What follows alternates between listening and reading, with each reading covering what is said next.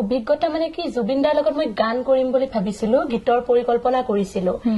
মোৰ জুবিনদাৰ লগত কভাৰ সং দুটা জুবিনদাৰ গোৱা হিকলি আৰু এটা আমাৰ মছপ আছিলে আমি দুটা গান আমি মানে কোভিডৰ টাইমত এনে আছিলো গতিকে আমি মিলি পিনে এনেকে গান এটা কৰিলো মোৰ লগত আমাৰ মিউজিশিয়ান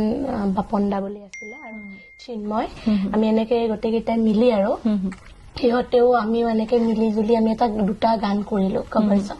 মানুহে বহুত বেছি ভাল পালে জুবিনদাৰ গীত আমি অলপ নতুন ধৰণে গালো হয় তাৰ পিছত দাদাৰ বন্ধু চিন্তামণি বুলি চিন্তামণি দা